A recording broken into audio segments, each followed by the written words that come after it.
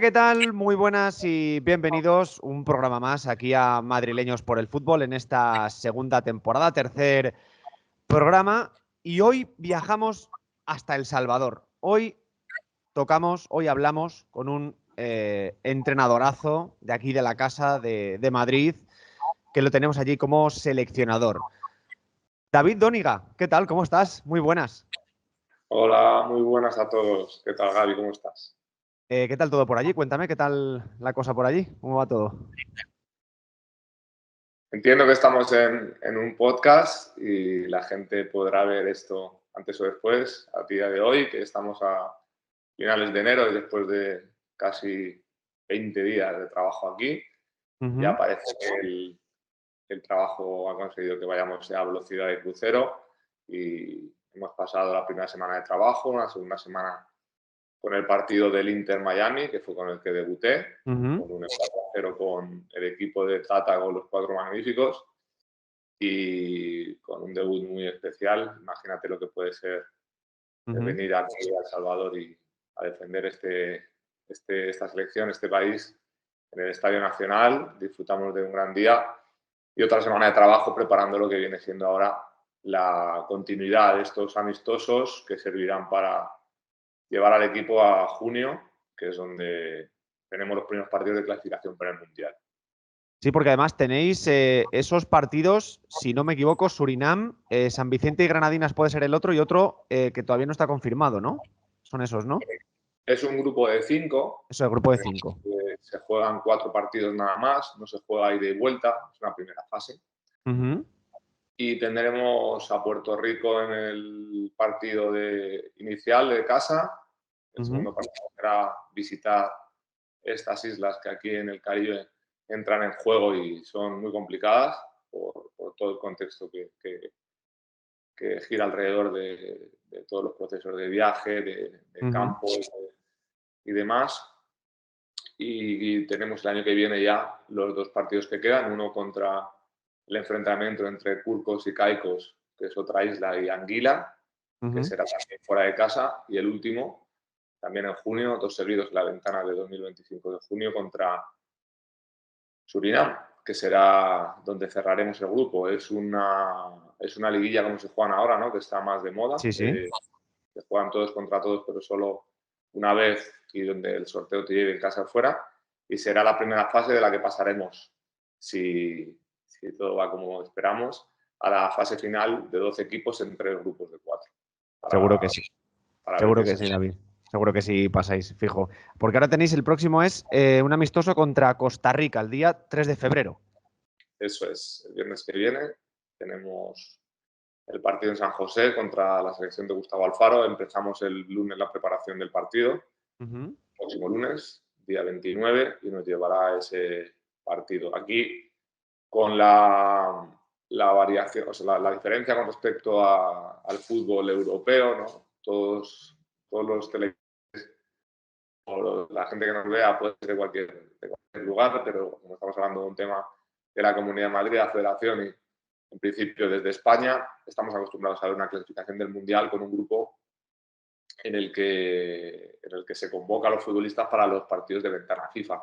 Aquí tenemos la fortuna de poder convocar a futbolistas nacionales en espacios entre ventanas FIFA para poder seguir trabajando con ellos y que a la ventana FIFA se incorporen los jugadores internacionales, que es cuando los clubes tienen la obligación de cederlos.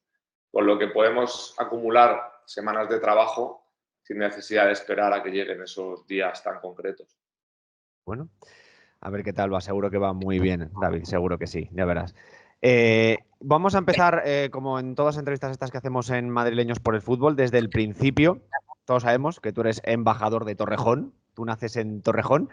Cuéntanos tus comienzos en Torrejón. Antes de ser entrenador, ese David niño que empieza en Torrejón, ¿cómo se enamora de este fútbol?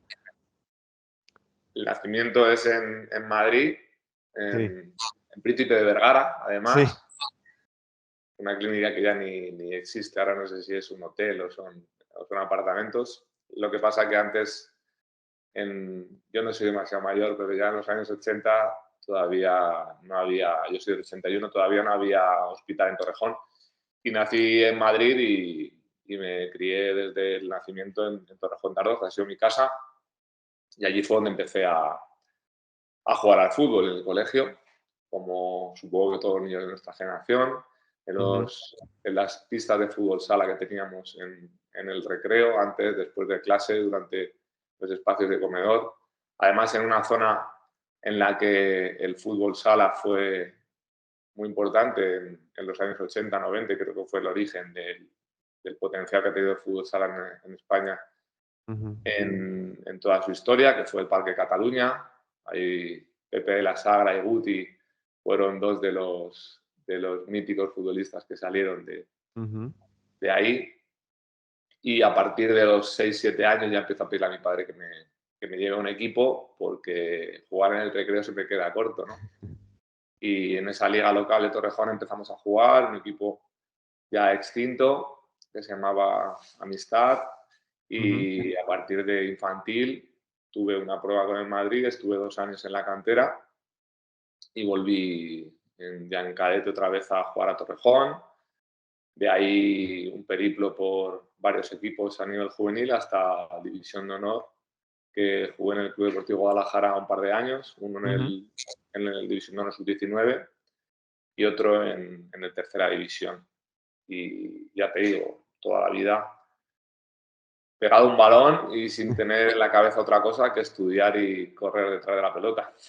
Eso está muy bien lo que dices, David, que hay que, aparte del fútbol, también es muy importante los estudios y hay que decírselo sobre todo a los niños que seguramente estén escuchándote y viéndote a la vez. En esa época de Torrejón, Real Madrid, Guadalajara, ¿con quién coincides? ¿Con quién jugadores que recuerdes o algo así? No sé si del primer equipo también te llaman o algo, ¿con quién coincides?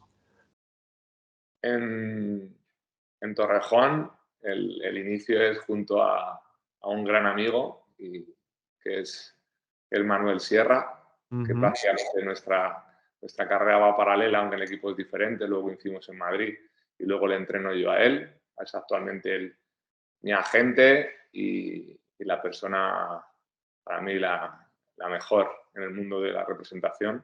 En la actualidad, representante de Moisés Caicedo, representante de Piero Hincapié, Ujú. representante de Kendry Páez, un auténtico crack en su trabajo, en su profesión, y que fue prácticamente los que nos acompañamos mutuamente en esos años, desde benjamines, donde Ujú. éramos rivales, hasta juveniles y luego ya a partir de tercera división, donde yo fui su entrenador. Ujú. Y en las categorías inferiores del Madrid me encontré con una generación inolvidable, con Iker Casillas, Óscar Jolín. Viñales, Gerardo García Berodia, Miguel Ángel García Corona.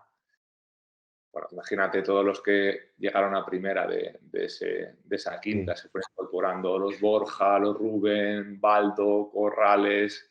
Bueno, una pasada. Tenemos hasta Manu Herrera, a que Ujú. también tuve la suerte de entrenar en el Betis ya en el año 2016-17, que Ujú. todavía sigue jugando. Es el único que mantiene Sí. a ese grupo, a esa quinta del 81 todavía en activo, que es una pasada. Con lo que a eso, más todos los futbolistas que han ido pasando por la cantera del Madrid, con los que me he ido Ujú. relacionando por unas cosas o por otras, he vivido situaciones muy bonitas en el fútbol con futbolistas de mucho nivel y amigos que va dejando el fútbol hasta bueno, luego la tercera división, donde ya dejé el fútbol y a Ujú. partir de ahí una serie de vivencias también desde el punto de vista del técnico, donde vas encontrándote con gente maravillosa y que queda siempre ahí en la retina y en la distancia como grandes amigos que hace el fútbol. Sin duda se te ve la sonrisa, yo te la veo que desde aquí, aunque tú no me veas, que la recuerdas con como una etapa muy, muy, muy bonita en tu etapa como futbolista. Terminas en Guadalajara y ahí empiezas, cuando te retiras, ya dices, quiero ser entrenador y lo quiero ser ya. ¿Dónde empieza David Dóniga o cómo empiezas a asimilar o decir, voy a ser entrenador? La verdad es que hablar de retirarse con 19 años es, Ujú. parece duro porque no, tampoco fue así, no fue una retirada. La verdad es que la situación se juntó que yo empecé a estudiar INEF en División de Honor de Juveniles, no tenía prácticamente tiempo para estudiar y fue un año muy intenso donde yo salía de casa a las 6 de la mañana para ir al INEF de Madrid, que llegaba a las 8:30 y a la 1 tenía que estar volviéndome, no me pude coger ni las optativas y las de... Antes había asignaturas de libre elección que se hacían por la tarde para completar créditos y yo no pude en el primer año elegirlas porque a las 3 tenía que estar en casa, comer y salir corriendo para Guadalajara en sentido contrario por la vía de cercanías para poder llegar a las 6 antes de que empezase el entrenamiento. Entonces, eso se juntó con el año siguiente también en tercera división, donde Germán Treceño, que seguro que mucha gente de la Comunidad de Madrid le conoce, fue compañero mío en el Deportivo Guadalajara y él dirigía la Escuela Municipal de Deportes de Daganzo, ahora es concejal, y trabaja también, no sé si en Torrejón, últimamente no hemos hablado, pero no sé si está ya en Torrejón como parte de la Concejalía de Deportes. Y Germán me propuso empezar a entrenar chavales estando yo con él jugando en tercera. Hice una gran pretemporada, yo estaba metido con la cabeza focalizada en ese año en tercera división, tenía futbolistas míticos de la Comunidad de Madrid, Lozano, Canguro, que eran competencia y fue bastante poco. Y se juntó que empecé a entrenar, me gustó dirigir a esos prebenjamines y alevines que llevaba a la vez en la Escuela Municipal de Deportes de Daganzo y se fue complicando a la hora de los entrenamientos. Había veces que no se podía sincronizar los partidos de los sábados por la mañana con los entrenamientos que había puesto el míster el mismo sábado y eso también produjo que yo tuviera un conflicto personal emocional en el que yo no supe gestionarlo bien y opté por salir. La más fácil, quitarme de en medio. Esperé algún equipo de preferente, porque también era primer año de senior y con 19 años no me hubiera venido mal haber hecho un par de añitos en la preferente madrileña. Yo ya había debutado con el Torrejón en preferente, pero no había jugado nada más que un partido y por una cosa o por otra me ofrecieron algún equipo de la zona también de Castilla-La Mancha. Decidí que era demasiado, opté por el banquillo, empecé a centrarme en ello y ya en segundo de carrera, con 19 años, habiendo dejado el fútbol, quizás con la posibilidad de jugar en regional algún año ahí en la escuela donde yo entrenaba, empecé a ver que me estaba equivocando. Quizás yo había sido muy feliz disfrutando de categorías altas, jugando con futbolistas de mucho nivel, estando ahí, ¿no? Con esa idea en la cabeza de poder alcanzar la segunda B o poder jugar en categorías superiores y al ver que eso se quedaba corto para mí, directamente lo dejé con todo el dolor de mi corazón porque yo no me imaginaba lo que era la vida sin jugar al fútbol, pero quizás esa transición llevándome al banquillo fue más dulce y a partir de ahí empecé a prepararme para ser entrenador, me especialicé en alto rendimiento deportivo en el INEF de Madrid con especialidad en fútbol, con mi gran amigo Pablo Franco, que seguro que todos le conocen. De hecho, hablé con él esta semana. Grandísimo entrenador. Está en Sudáfrica, sí. Eso es, hermano, con que hemos trabajado juntos, Sí. tanto yo como asistente suyo, él a veces como asistente de los equipos donde yo he trabajado y que ya hace años dio el espaldarazo dirigiendo al Getafe en primera división, esos 15 partidos que salvó la temporada, el año además que yo debuté en primera como asistente, con lo cual la vida pintaba que el recorrido tenía que ir por otros lares y a partir de cuarto de carrera decidí sacarme los títulos de entrenador mucho antes de acabar, porque sabes que a los licenciados les convalidan ciertas asignaturas y yo tenía prisa, no quería esperar a terminar la carrera. Con 21 años empecé el nivel 1 en Guadalajara además, que fue donde lo desarrollaron el nivel 1 y el nivel 2 y el 3 lo hicimos de manera consecutiva en Toledo y Alcázar de San Juan y con un grupo además de entrenadores muy importante en esa época, una experiencia que hizo la Federación Española de Fútbol, juntando 3 sedes, con Alberto Toril, Gómez, Milinko Pantic, bueno, un elenco de entrenadores, muchos de los cuales han entrenado en categorías muy altas y que todos conocemos como futbolistas. Y a partir de 2005-2006 ya era entrenador nacional de fútbol, que era mi primer reto, era el primer pasito para llegar a donde quería llegar, que es donde estoy ahora. ¿Y dónde, después de toda esa época, esa transición hacia entrenador, yo lo que veo aquí es que es 2004 Alcalá, es donde empiezas? ¿Puede No, ser? como te decía antes, yo empecé en la Escuela Municipal de Deportes de Daganzo. Sí.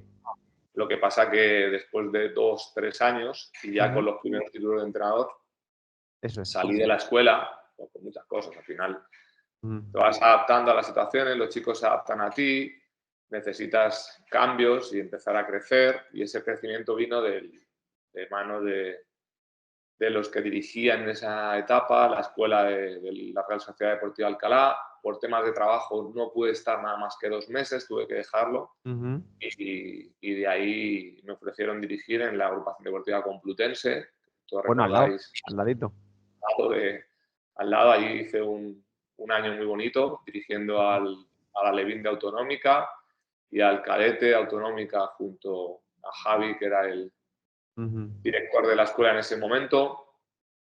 Y en ese proceso todavía estaba yo con el curso de entrenador, tenía nivel 1, estudiaba para el nivel 2 y a la vez entrenaba con la licencia de nivel 1, entrenaba con la licencia en nivel 2 haciendo el nivel 3, y en ese año bonito de Complutense, como tantas cosas, o sea, como tantas veces me ha pasado en la vida, me he hecho para adelante con valor, y fui a hablar con el entrenador del primer equipo en ese año, José Damián Martín Tena, que dirige al Preferente. Había firmado por lo que fue luego el Alcobendas Sport, el Toto Alcobendas, y le dije que si no tenía cuerpo técnico, no tenía preparador físico, que yo como entrenador, además tenía licenciatura, podía hacer un gran trabajo con él de asistente. Y no se lo pensó 2 veces, me dijo, vente conmigo, y al año siguiente fuimos a Alcobendas y ascendimos a 3ª división. Bueno, o sea que tu nivel iba increciendo a medida que, bueno, crecías a pasos agigantados como entrenador. Y en Alcobendas estás hasta 2007 y de ahí te marchas a San Fernando, ¿verdad? Sí, en Alcobendas estamos 2 años. El primero arrasamos en la categoría. La verdad es que yo no conocía todavía la Preferente porque no la había estudiado, y antes no había tanta información como ahora. El equipo hizo un gran desembolso, hizo un buen trabajo de dirección deportiva. Firmamos a los futbolistas de Preferente y algunos que venían de la Complutense, que más rendimiento habían dado aquel año, tenían un nivel muy alto. Y bueno, con un gran trabajo detrás, una labor con mano a mano con Tena, donde también él vio otra manera de trabajar. Nunca había trabajado con un licenciado, en este caso, que además era entrenador, le ayudaba en muchos aspectos y el complemento era ideal. Y el ascenso fue, vamos, meteórico, porque estuvimos prácticamente líderes todo el año. Luego nos tocó jugar la final contra el Puerta Bonita, que también ascendió ese año. Sí. Y el año siguiente en 3ª división hicimos otro pasito más, ¿no? Firmamos a Marín, firmamos a Casca, Héctor, que ya seguía en el equipo, se incorporó Manuel Sierra al equipo, que venía de jugar de fuera de Madrid, y se vino conmigo, ¿no? Que volvimos a encontrarnos ahí. Fue muy bonito poder dirigir a un amigo, y que mira ahora lo que nos hemos convertido la pareja. Y de ese año en 3ª pasé al Club Deportivo San Fernando con los compañeros con los que iba al curso de entrenador. Alfaro, que fue el entrenador y que nos conocimos en el curso de entrenador en el nivel 1, y que luego hicimos una gran amistad. Y Sergio Rubio, otro entrenador también conocido en Castilla-La Mancha, en la Comunidad de Madrid. Y los 3 empezamos a trabajar en San Fernando en 3ª división. Esa etapa duró poco. 6 meses. Fue el primer despido, ¿no? Fue la primera muesca en el revólver de los despidos de los entrenadores, a las que luego me he tenido que adaptar porque está a la orden del día. Y de ahí luego el recorrido fue por la tercera división. Pues San Fernando fue Cienpozuelos, ya de la mano de Esteban Becker, otro entrenador mítico del fútbol madrileño y de España. Luego fue Cienpozuelos Talavera con Manuel Alfaro, otra vez Toledo con Manuel Alfaro, y conseguimos un ascenso a segunda división B con el Toledo. Y también fue un año muy bonito, donde hicimos una gran temporada, el tiempo que estuvimos, porque fuimos cesados en el mes de abril, después de un partido contra el Castilla de Morata, Juanfran, Joselu y compañía. Así que fíjate qué recuerdos, ¿no? Y qué puntos hay en el tiempo. Sí, pero yo lo que veo es que tú tuviste que salir, o sea, dejar colgar las botas, por así decirlo, por esa situación cuando tenías 19 años, pero que no cejaste ahí en el empeño, seguiste insistiendo, te convertiste en entrenador, también asistente, y vas poco a poco subiendo categorías, y de Toledo, si no me equivoco, pasas al Deportivo, ¿no? No, ahí te has entre medias solo. saltado unos pasos, aunque parezca que ahora es fácil decirlo, ¿no? Y hablar desde la perspectiva que te da el tiempo puede parecer que estás hablando con la ventaja de saber lo que ha pasado a posteriori. Todo lo contrario, yo tenía muy claro que quería ser entrenador. Conocía la dificultad de esto. Está claro que ser entrenador es complicadísimo en la élite. Estamos hablando de que hay 20 equipos en España para los 1000 y pico UEFA Pro que somos. Y no digo nada de los 100.000 entrenadores que hay de todos los niveles. Imagínate lo imposible que puede resultar atravesar ese filtro, ese cuello de botella para la mayoría, ¿no? Yo lo tenía claro, trabajaba en donde fuera, gimnasios, entrenamientos personales, yo tuve empresas de todo tipo en Madrid, trabajé para diferentes sectores de la actividad física y el deporte, que era mi profesión, con el único fin de llegar a ser entrenador. Y eso pasaba por empezar desde abajo y conocer todos los oficios del fútbol. Yo, hasta ser director técnico, como me dicen aquí en Sudamérica, o ser entrenador de élite, he pasado por todos los oficios, todos los roles. Me acuerdo que en la pasada charla que tuvimos con la Federación Madrileña en Torrejón en enero, Antolín Gonzalo habló de los roles del entrenador. Y yo me siento muy orgulloso de haber participado en mi carrera en cuerpos técnicos donde he hecho todas las labores. Todas las labores me permiten ahora ser mejor entrenador. Yo he sido segundo entrenador, he sido preparador físico, he sido preparador físico y segundo entrenador a la vez, he sido redactador, he sido analista, he trabajado en scout, he hecho análisis de rivales, he dirigido cantera, he dirigido en todas las categorías de fútbol nacional, hasta incluir, bueno, desde preferente hasta primera división, he estado en todas las categorías españolas. Todo ese bagaje te permite tener una visión 360 grados de esta profesión y te permite ahora entender a la gente que trabaja contigo y cuidar del cuerpo técnico que tienes a tu lado para sacar el máximo rendimiento de ellos. Me decías, después de esa experiencia en Toledo, estuvimos un año parados. Eso también es algo importante para que todos los entrenadores lo entiendan. Hay dificultades a las que te pone el fútbol y la vida. Están relacionadas con una profesión en la que puede que salgas de la rueda y te cueste volver a entrar. Los entrenadores con los que trabajas, cuando eres asistente, tienen su vida y tú dependes de ellos y te tienes que adaptar y elegir si sigues con las personas con las que trabajas o cambias de aire, porque a veces no concuerdan los intereses del que dirige el cuerpo técnico con su staff o con la gente que trabaja con él, porque tienen intereses diferentes, porque tienen otros procesos. Yo te digo que trabajaba para poder tener una consistencia económica que me pudiera permitir arriesgar en el fútbol, y la primera oportunidad, gracias a a otro compañero del Real Madrid, García Berodia, Gerardo, otro futbolista excepcional que quizás la vida no le llevó a la primera división española, pero sí que le llevó a la primera división en el extranjero, y estando jugando en Bolivia me llamó para que fuera a trabajar allí. Querían llevar un cuerpo técnico español, una persona preparada para dirigir en Jorge Wilstermann, que era donde él estaba jugando, y me fui con Manuel Alfaro, que era el entrenador del que trabajaba. Fuimos los dos a trabajar allí.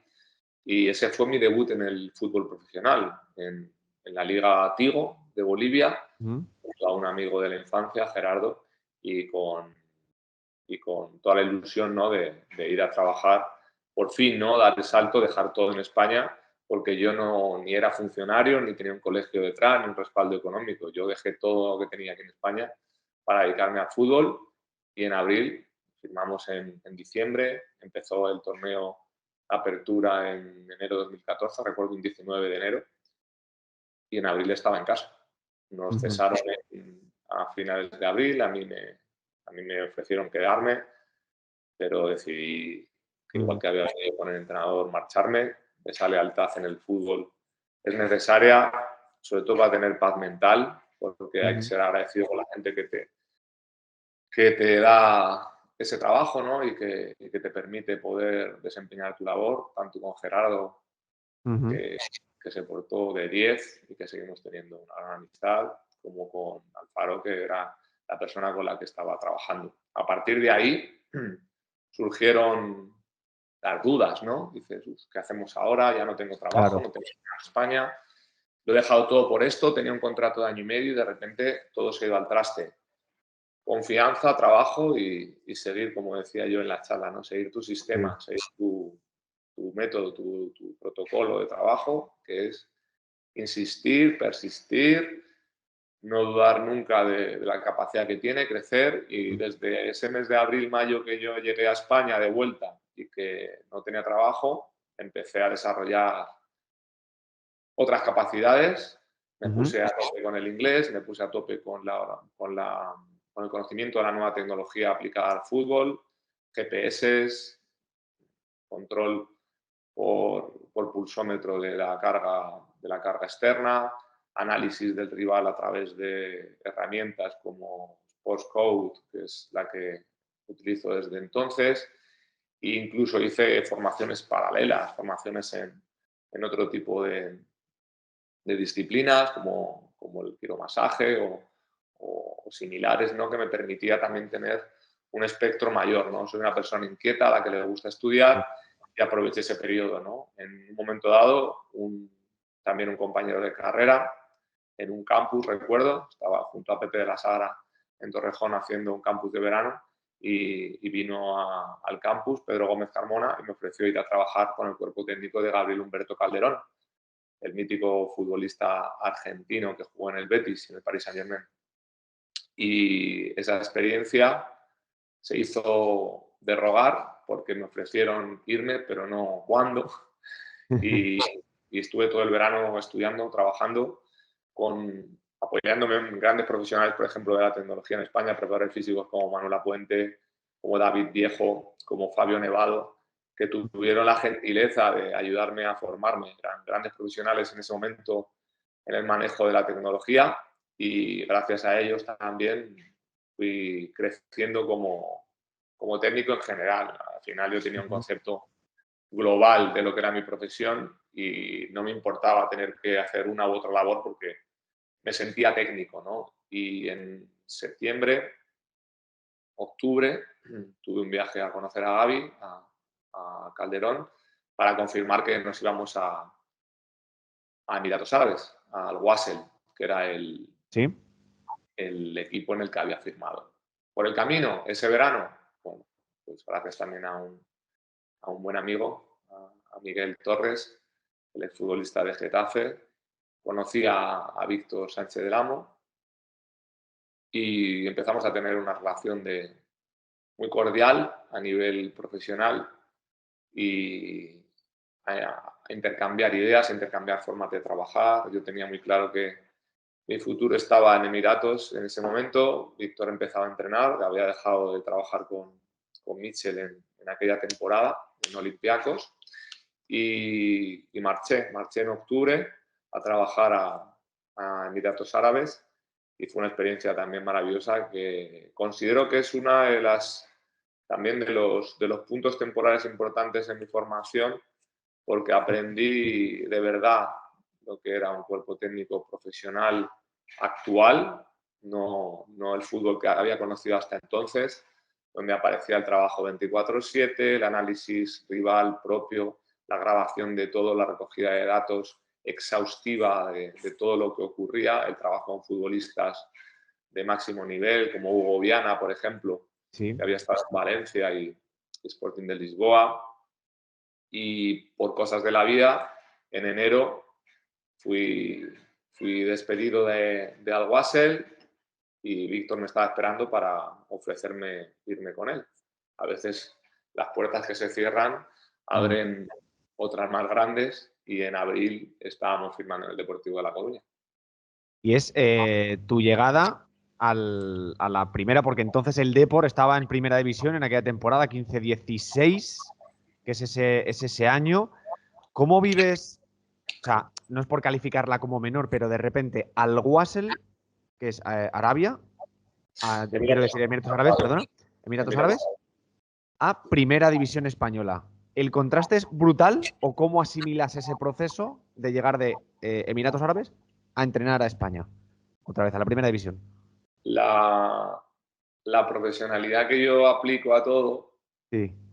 hace que estos eventos, que son excepcionales, porque hay que darlo como excepcional, que entre todos los licenciados y técnicos españoles que éramos en esa época, que tú estés dentro de los 20 elegidos es algo que no es sencillo. Estamos hablando de un filtro brutal de personas para alcanzar 20 puestos.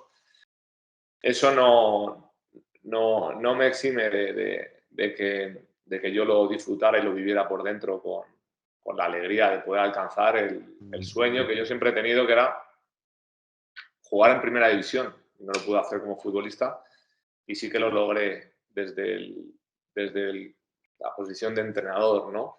Y al llegar a Coruña había tanto trabajo y teníamos tan poco tiempo para que el equipo salvara la categoría en 8 jornadas, Sí. que me aislé con Víctor, con Nacho Oria, el preparador físico, y con toda la gente del Depor, y fue un trabajo de 8 semanas, poco menos de 8 semanas, en las que no hubo tiempo para nada. La familia lo vivió con una gran alegría, era un salto profesional importante. Al fin y al cabo tenía 33 años, era el técnico de primera división más joven. Mi amigo Pablo estaba dirigiendo, yo estaba como asistente, pero todos los asistentes, los segundos entrenadores, porque yo tenía un peso específico importante dentro del cuerpo técnico de Víctor, era más joven. No había nadie más joven en esa época, y es muy potente, ¿no? Lo que pasa que en el trajín de la batalla del día a día no te permite ni un ápice de relajación, y te das cuenta a posteriori. Salvamos la categoría en el último partido contra el Barcelona, en la despedida de Xavi, con un empate a 2. Nos sobraron 20 minutos para salvar la categoría, después de haber pasado un proceso tan intenso y tan bonito como recibir al Atlético de Madrid en Riazor, al Villarreal de Marcelino, jugar contra el Athletic de Bilbao de Valverde en el nuevo San Mamés, acabar en el Camp Nou, imagínate, visitar la Rosaleda. Bueno, fue un inicio en España, ¿vale? Porque fíjate el inicio donde lo ponemos, ¿no? Ese otro puntito muy bonito y que recuerdo no se olvidará nunca, y que luego nos llevó otro año en Coruña, en el que disfrutamos mucho y salvamos la categoría sobrados, a falta de 2 partidos, cuando el equipo llevaba prácticamente 8 temporadas en las que subía y bajaba de manera consecutiva. Ese año lo mantuvimos porque el equipo subió en la 2013-2014 y la 2014-2015 lo mantuvimos en primera, y la 2015-2016 conseguimos mantenerlo otra vez, y esos hitos son de mucha importancia. A veces no se le da la importancia que tiene, porque como no es un ascenso, el Deportivo conseguía llenar la plaza de María Pita cada vez que había un ascenso. Sin embargo, mantener la categoría no llenaba la plaza y era un hito a celebrar, porque ya vemos lo complicado que es y ahora, por desgracia, el Depor está en la tercera categoría y no es fácil. Entonces, el tiempo es el único que te permite entender a largo plazo, a posteriori, el valor que tiene el trabajo que se hace. Además, esa época del Depor que lo salváis 2 veces. Yo me acuerdo de aquel partido contra el Barcelona que remontáis un 2-0, levantáis un 2-0 en la 14-15, luego la temporada siguiente, la 15-16, que volvéis a salvar el Depor.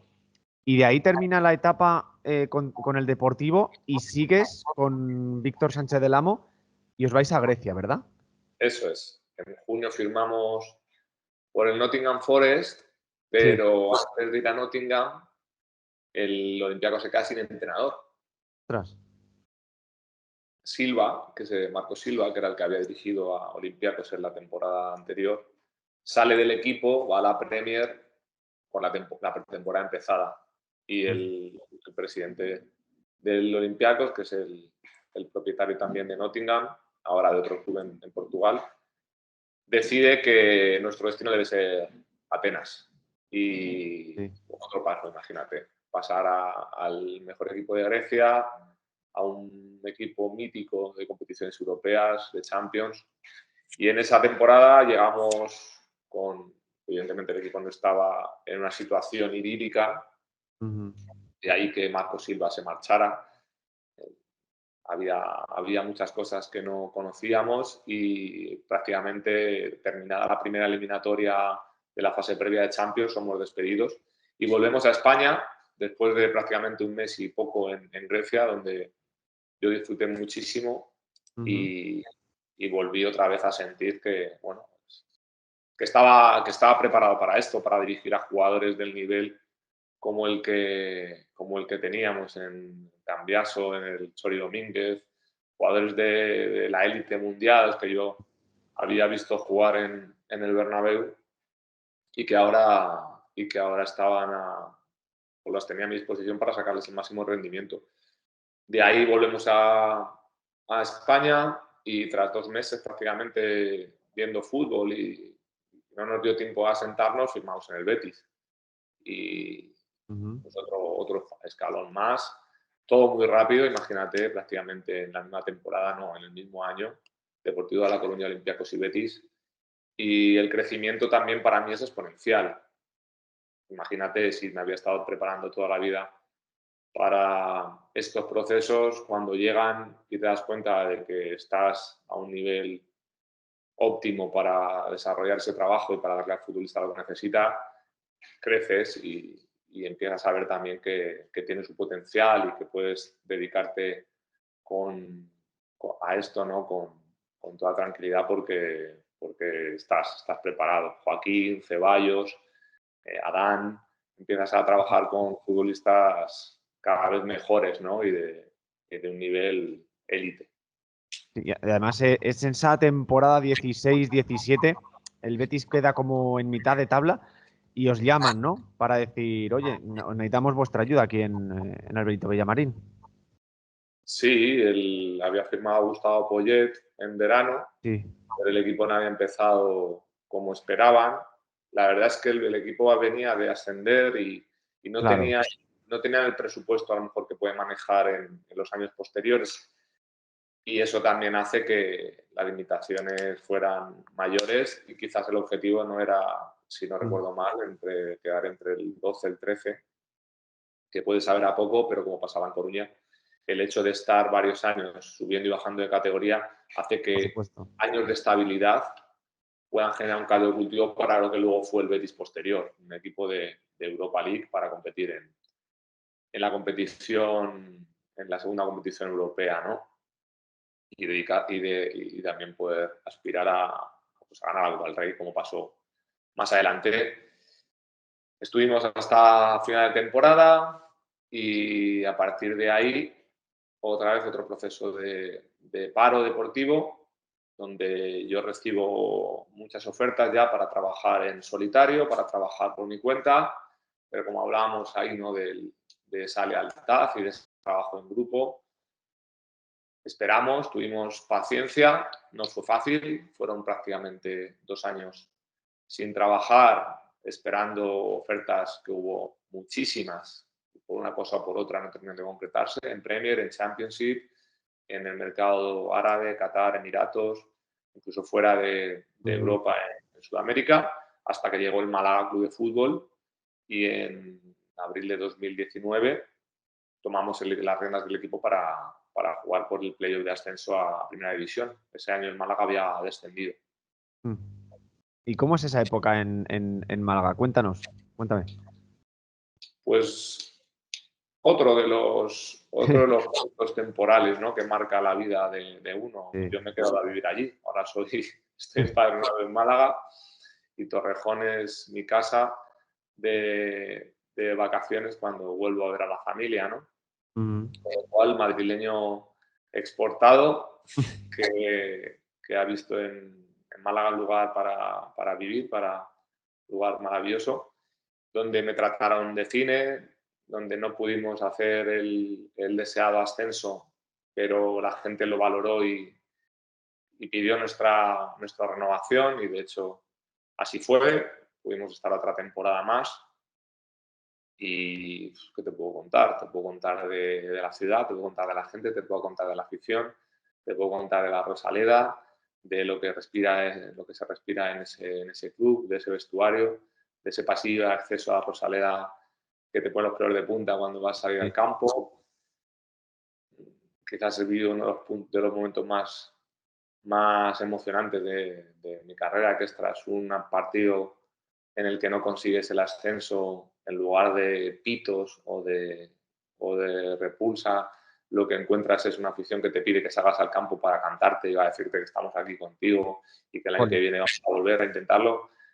Se me ponen los pelos de punta de recordar eso y fue tan bonito que no se puede olvidar y es un sitio que siempre queda en la memoria y que por ahora es presente de mi vida porque ya te digo que vivo allí. La temporada siguiente también pude tener la dicha de poder debutar como técnico en un banquillo, cuando el míster le expulsan, no recuerdo si fue la jornada 8, jornada 9, tuve que asumir el cargo yo, como pasa siempre, ¿no? El segundo entrenador se hace con el banquillo durante 2 jornadas. No cambió nada a nivel de organización, pero sí que empiezas a sentir lo que es la responsabilidad de un banquillo, pese a tener al míster en contacto directo, empiezas a valorar también la responsabilidad que tiene un entrenador a la hora de dirigir, ¿no? Que es una labor muy complicada y que no todo el mundo entiendo que esté preparado para soportar la presión que eso genera. A principios de enero hubo una situación complicada y tuve también que quedarme con la responsabilidad de los entrenamientos durante la semana porque el míster fue apartado temporalmente y eso fue también otro punto en el que yo sentí que estaba preparado para asumir retos de tal calibre, porque de un día para otro te dicen tienes que dirigir tú al equipo, el entrenador te dice David, confianza plena en ti, haz lo que creas oportuno, el cuerpo técnico te acompaña y diriges a un grupo de trabajo que hasta ahora habían sido compañeros para ponerte tú adelante a llevar al equipo durante la semana. Con los futbolistas fue excepcional, los entrenamientos, el ritmo, el trabajo. Nosotros salimos de allí esa misma semana nos cesan, pero esos 6 días de trabajo hiperestresantes, con un trabajo arduo, 24 horas, para sacar adelante esa situación, manteniendo esa lealtad al técnico con el que trabajo, una organización como la que traíamos, me hizo ver que esto era para mí y que si yo quería podía lanzarme ya a entrenar porque estaba más que preparado. Si ya lo estaba anteriormente y quizás yo no tenía ese convencimiento o ese feeling, ¿no? Esa emoción que te decía, es el momento, en ese momento dije, mira, ahora mismo sí que podría. Ahí dejé de trabajar con Víctor para buscar trabajo también, no como primer entrenador todavía, sino lo que surgiera, porque la situación que nos envolvió a todos, la pandemia, hizo muy complicado el poder tener planificado lo que uno quería. Y ahí fue cuando me fui con Pablo Franco a Kuwait.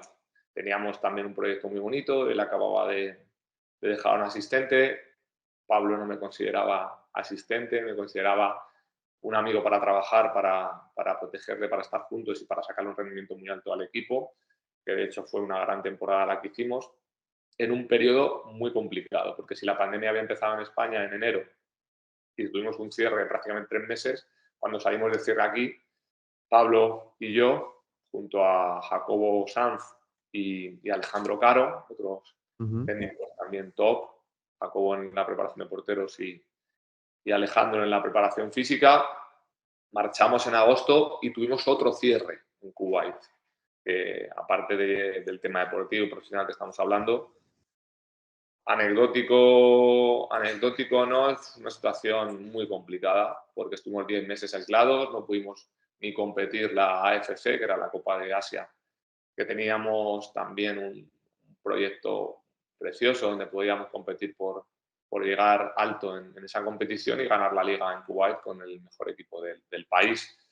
Todo se truncó a nivel externo, a nivel interno fuimos campeones de copas, campeones de liga, nos quedamos a las puertas del título y me volví a España con Pablo para esperar una nueva etapa, un nuevo proyecto.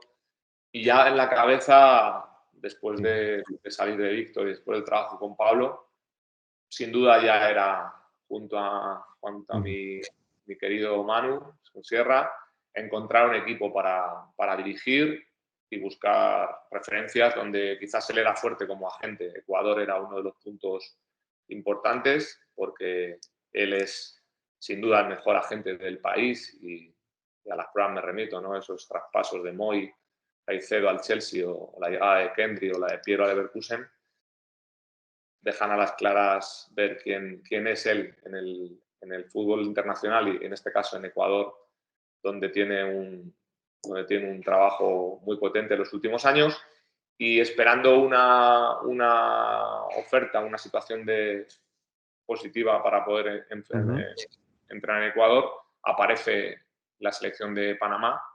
En la preparación para el Mundial busca a un técnico, en este caso encuentra que por las condiciones yo encajo y me ofrecen la posibilidad de ir a Panamá de asistente en la preparación para el Mundial. Yo no quería ser asistente, yo ya quería volver a entrenar, pero ellos de manera natural me dicen, quiero que estés aquí con nosotros como asistente de Tomás en la selección mayor.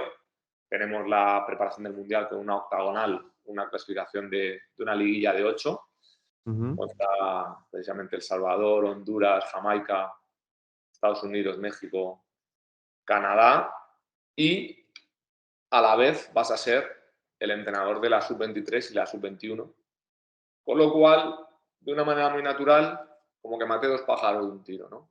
El sueño de poder vivir una Copa del Mundo, que eso fue lo que más peso tuvo en la decisión, compaginado con ser ya el entrenador, el máximo responsable de un grupo de élite, porque todos los futbolistas que yo tenía en la sub-21 y la sub-23 eran jugadores de primera división, tanto en la liga local como en el extranjero. Y a partir de ahí, esos 9 meses que no nos dejaron a un punto prácticamente de ir al Mundial, pero que a mí me dio el espaldarazo definitivo para empezar mi carrera como primer entrenador, que había ya iniciado de esa manera singular en Málaga y que tendría continuidad en el torneo internacional Maurice Revelo en Francia, donde dirigía la sub-21 contra Francia, contra la Argentina de Mascherano, Arabia Saudí, otro país africano, Islas Comores, y ese fue el inicio y que ya te digo, aunque había empezado en Málaga, ese fue el inicio claro, ¿no? Como yo máximo responsable y máximo dirigente del grupo. Y ya de ahí, desde Panamá, ya empiezas tu aventura también como primer técnico. 2022, firmas por el 9 de octubre de Ecuador. Eso es, cuando tomo las riendas de la sub-21 y ven el torneo que hacemos, el trabajo que hemos hecho, y en la federación entienden que yo soy un técnico de máximo nivel, me ofrecen seguir allí dirigiendo todo, menos la selección mayor, obviamente. El técnico Thomas Christiansen, que es el actual técnico, hizo una gran labor y pese a no entrar en el Mundial, el equipo cambió, la idea de juego pasó a ser diferente y metió a Panamá en una dinámica en la que todavía sigue, donde ha conseguido ser finalista de la Gold Cup, haber metido en la Copa América este año. Y yo tampoco veía el quedarme en categorías inferiores. Yo me sentía técnico de primer nivel y el primer nivel en Panamá lo tenía Tomás y es la persona que me llevó por lealtad a él. Yo no tenía no tenía nada que hacer allí en Panamá. Quería salir, quería dirigir en élite y la mano de 9 de octubre, como te decía, con Manuel, con Sierra, fuimos a dirigir allí. Lo que pasa que habíamos apalabrado la llegada en junio y, sin embargo, el equipo no terminó de cesar al entrenador hasta septiembre, cuando ya prácticamente no había nada que hacer. Quedaban 8 partidos para acabar la temporada. El equipo había jugado de los 30 partidos que son la liga allí, 15 primera etapa, 15 segunda etapa, había jugado 22 y había ganado solo 2. Imagínate qué situación tenía, con futbolistas de gran nivel, entre ellos Jefferson Montero, jugador de Villarreal, de Swansea, de Betis, que seguro que todos conocemos en España.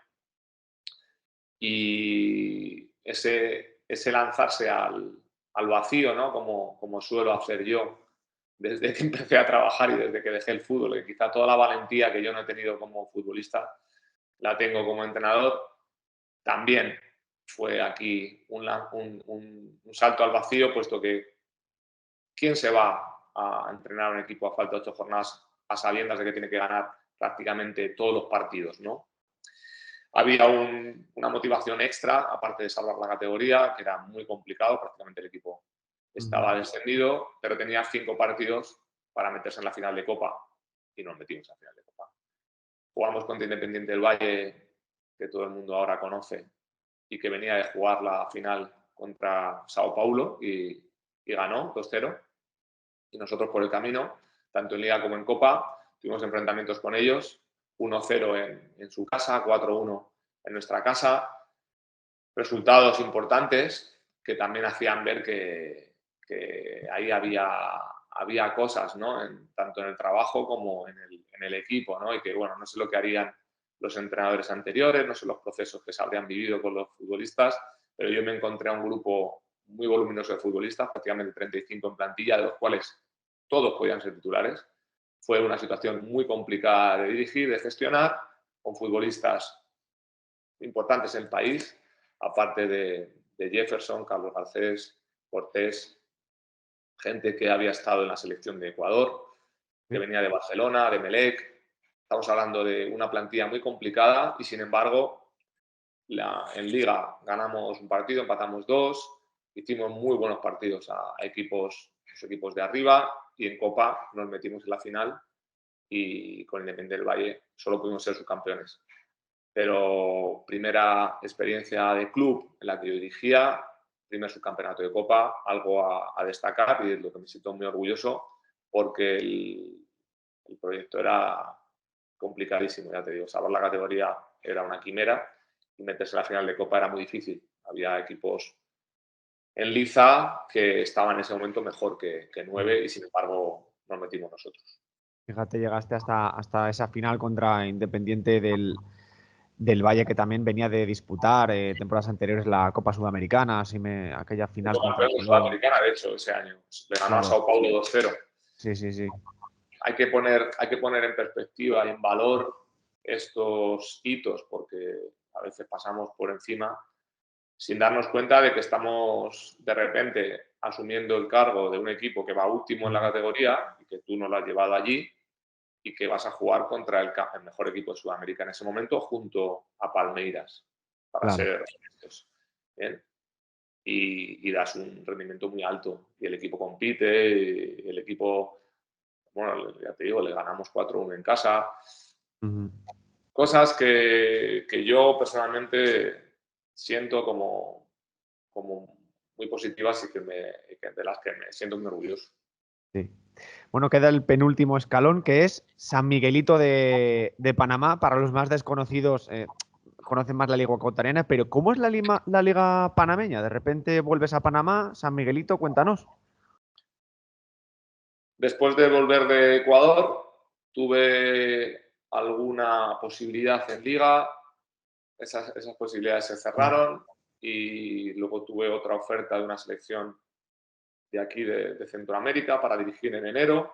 Durante ese proceso hubo otras ofertas en equipos de diferentes países, hasta que en junio, después de decantarme por esperar, por buscar una situación que yo entendiera mejor para mi carrera, pensando en ese plan, ¿no?, a futuro de dónde podemos estar en los próximos años, aparecieron tanto la oferta como de Sporting para dirigir en Panamá, como una oferta en Chipre, para la primera división de Chipre, y otra situación posible, no una oferta concreta, pero que sí pusimos números encima de la mesa para Ecuador, para Aucas, que era el campeón. Me decanté por Panamá por muchas razones. En primer lugar, porque en ese plan de carrera, ¿no?, entendía que podía ser un proyecto que me diera un salto, puesto que pasaba a competir en Copa Centroamericana. La Copa Centroamericana es la Europa League de CONCACAF, y jugar un torneo local después de haber competido en un torneo local y haber sido subcampeón de Copa, entendía que tenía quizás menos exposición y menos crecimiento a nivel profesional que jugar Copa Centroamericana, y salió todo genial. Tanto la Liga de Ecuador como la Liga de Chipre podían ser unas referencias el año pasado en las que poder trabajar en equipos como los que están luchando por ganar el campeonato, ¿no? Y tenemos muchos entrenadores españoles en Chipre en este momento, y el mercado ecuatoriano lo conozco perfectamente, pero lo que me permitía la Copa Centroamericana era un salto mayor, y en ese salto me fui a Panamá a dirigir a Sporting, uno de los equipos que más proyección tenía en estos momentos. Sin haber sido campeón nada más que una vez, sí que estaban haciendo las cosas muy bien, tenía un proyecto interesante, y la Copa Centroamericana me llamaba mucha atención.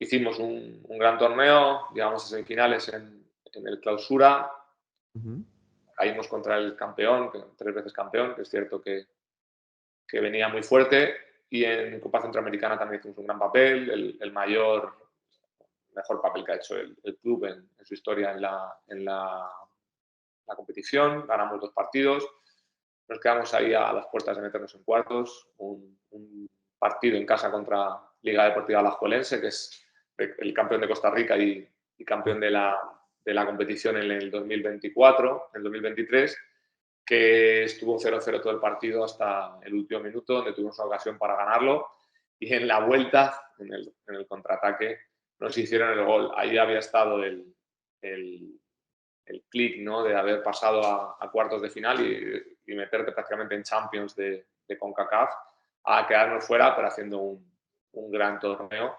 Ya te digo, el mejor del equipo hasta la fecha, con 2 porterías a 0, con más goles a favor que recibidos, un buen trabajo en general, y que me permitió también a mí, al acabar la temporada, estar en la órbita de otros equipos y de una selección como El Salvador, que es donde estoy ahora, y que han apostado fuerte por un proyecto en donde yo tengo esa responsabilidad de dirigir al país de cara al Mundial 2026.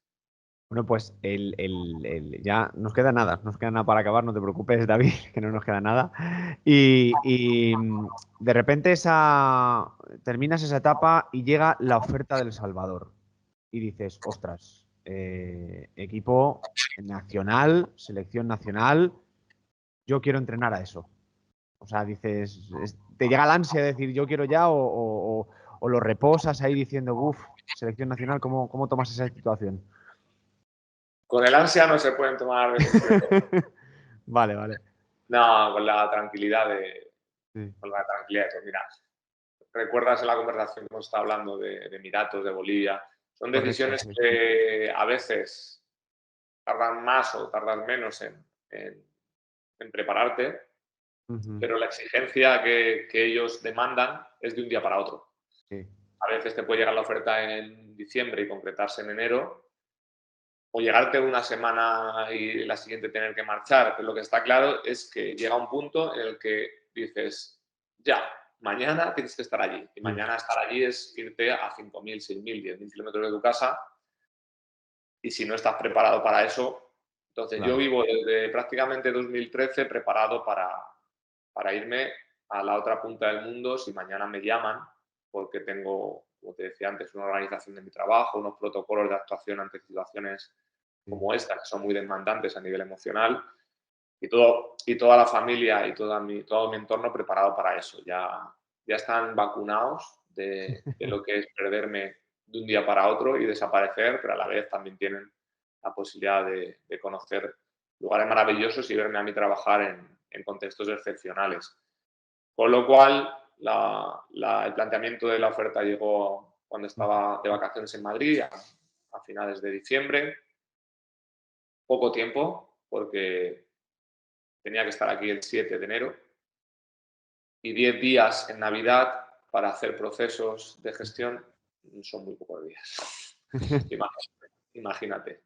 Entonces, analizar el proceso que tenemos con la persona con la que vivo mi día a día, con Fernando Triano, que es la persona que me acompaña, que es mi asistente y mi amigo y la persona de confianza con la que vamos a trabajar, analizarlo con Manuel, con Sierra, con mi agente, que es el otro pilar en el que apoyo mi carrera deportiva, y los tres valorar si es un proyecto ganador, ambicioso, con exigencia, que no había duda, es una selección mundialista que ha jugado 2 mundiales, que tiene la figura de Mágico González por encima de todo, ¿no? Es la persona que encarna el fútbol en El Salvador, un país al que gusta el fútbol, donde hay exigencia, donde yo he venido a trabajar como rival y he sufrido una derrota aquí en el Estadio Cuscatlán, que invito a todos a que veáis partidos allí, donde debutamos la semana pasada contra el Inter Miami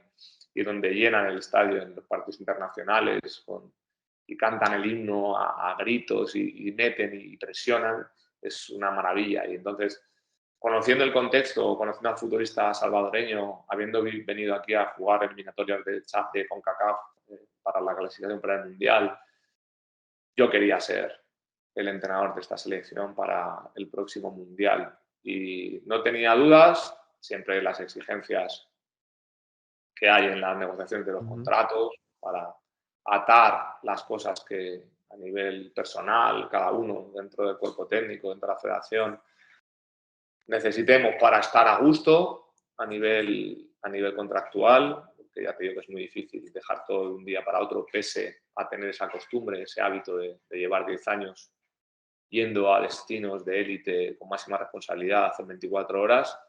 Y una vez tomada la decisión, con todas las ganas, con toda la ilusión, con todo lo que tenemos en la mochila para aplicar aquí, nos vinimos Fernando y yo el 7 de enero, y aquí estamos desde entonces trabajando mano a mano 24 horas para que la selección esté donde se merece.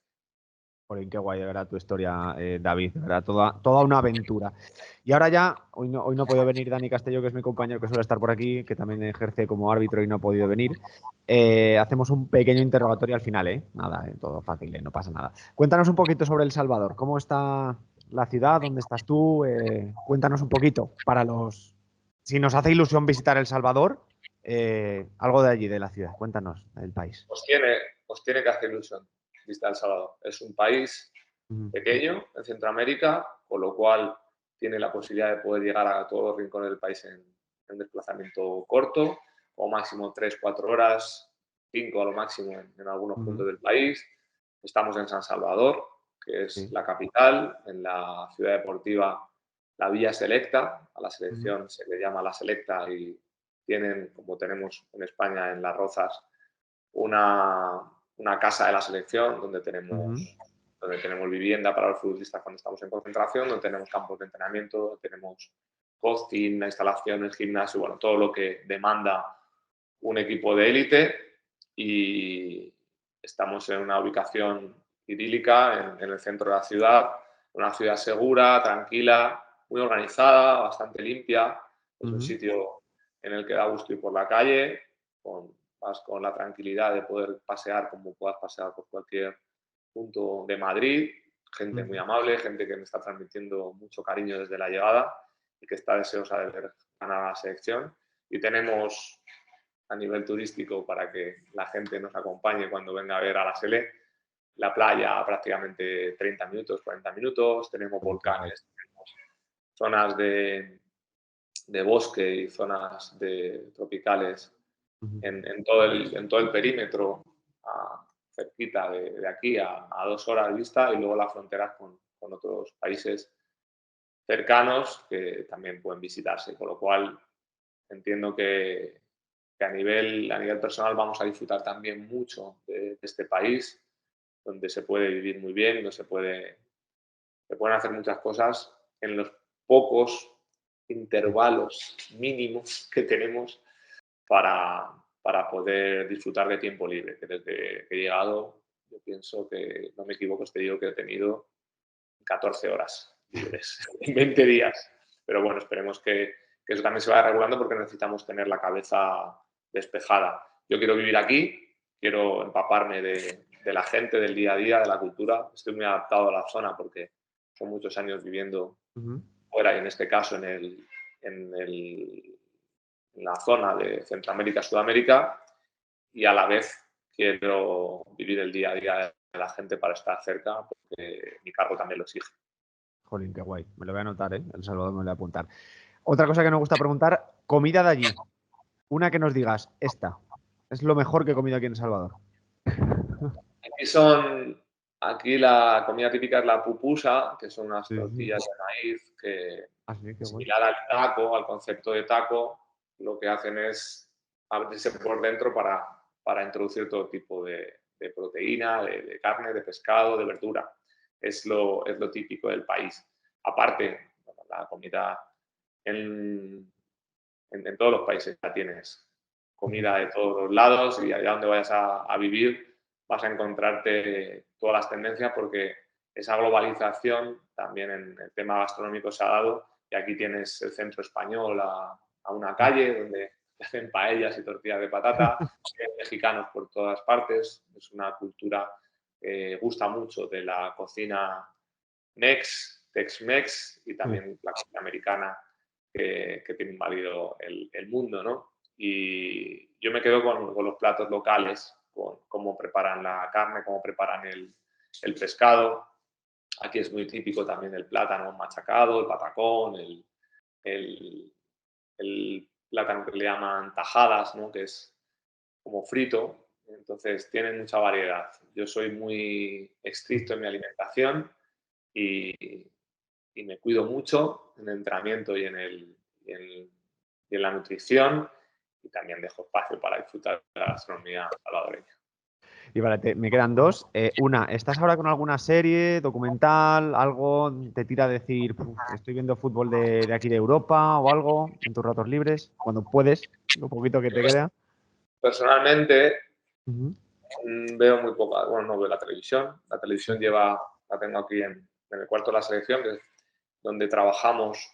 No la he encendido ni una sola vez, nada más que para analizar a nivel táctico varias acciones de juego en entrenamientos con los futbolistas, y no soy de ver series, ni me gusta estar tranquilo, estar en silencio. Leo todos los días, eso sí, quizás no tengo Netflix, pero tengo el Kindle que me acompaña a todos lados para no tener que cargar como kilos en la maleta, y tengo 20 libros empezados, y eso es lo que a mí me llena, ¿no? El poder dedicarle media hora de lectura al día, por lo menos, a lo que me gusta. Sí que me engancho a podcasts o vídeos en internet, sobre todo de desarrollo, de nutrición, de neurociencia, a veces también de esparcimiento, ¿no? Me gusta escuchar a gente con experiencias en la vida en diferentes campos hablar, y eso es lo que llena mi espacio para el crecimiento. Quizás tengo que ceder a veces a mí mismo y dejarme espacio para otra cosa que no sé aprender, pero tengo esa tendencia a no dejar de hacer cosas que me sumen. Últimamente, en estos días, cuando leo por las noches, no duro ni 5 minutos leyendo, se me cae el libro, porque la fatiga con la que llego a las horas de dormir, las pocas horas que dormimos, es muy alta. Pero sí, libros y escuchar a profesionales o expertos de otras materias. Qué guay. Y ya la última, ¿qué echas de menos de aquí? De Madrid o de España. ¿Qué echas de menos? Lo único que echo de menos es la familia, porque sé que voy a volver y las cosas que me gustan, el pasear por Madrid en Navidad, como he hecho este año, o el ir a mi casa de Málaga, disfrutar de la playa, de los amigos que tengo allí y estar con mi gente, he podido empaparme bien en el tiempo que he estado en Madrid antes de venir. Y escuchaba a una amiga hace poco comentarme, me decía que echar de menos también es faltar de respeto al presente, ¿no? Si estamos echando de menos es porque estamos en un sitio en el que no queremos estar, y yo estoy donde quiero estar ahora. ¿Me gustaría estar con mi familia? Por supuesto, no se puede tener todo a la vez en la vida, pero sí que se puede estar donde uno quiere, y por supuesto las personas que son las que te aportan lo más importante en la vida, que es ese amor, esa compañía, no están conmigo. Espero que pronto estén por aquí y yo también pueda escapar un ratito, aunque sea, a España durante estos procesos, pese al trabajo que tenemos, y que la gente también entienda que eso es necesario para que yo pueda dejar aquí mi impronta y poder dedicarle a la selección lo máximo y disfrutar de ellos. Lo demás, estoy en el sitio en el que tengo que estar y estoy donde me gusta estar. Bueno, pues de verdad, David Dóniga, de verdad. Ahora son allí las 8 de la mañana, ¿no? Ahora mismo, ¿no? Son las 8:10. Llevamos ya 3 horas despiertos aquí. De verdad que ha sido un placer, tanto a ti como a Guadalupe también de prensa de la selección, que nos hayáis sacado este ratito, tanto tú como tu selección ahora mismo, para contarnos toda tu historia. De verdad es que ha sido toda una aventura, todo un honor y todo un placer. Y ya sabes que aquí esta es tu casa, la Real Federación de Fútbol de Madrid, y que esperamos verte en 2026 en el Mundial de Estados Unidos, México y Canadá, ¿eh? Claro que Te sí. queremos ver allí, ¿eh? Gracias a ti también, y como mencionabas, a Lupe, que se está portando increíble en este proceso. Estamos todos los días en prensa, 2 y 3 veces por día, radios, televisiones, periódicos. Aquí el impacto ha sido muy grande y Lupe está detrás de eso. También hay que agradecer a Diego Gama, el director de selecciones, que está trabajando de una manera exhaustiva cada día para que esto salga adelante, y toda la directiva y toda la dirección, encabezada por Humberto Sáez, que está ahora al pie del cañón en la federación, y que han permitido que estemos aquí trabajando, y para los que vamos a dar el 100% para conseguir ese objetivo, que es llegar al Mundial. Pues seguro que sí. De verdad, David, un honor y un placer, de verdad. Muchísimas, muchísimas gracias. Gracias a vosotros, Gaby.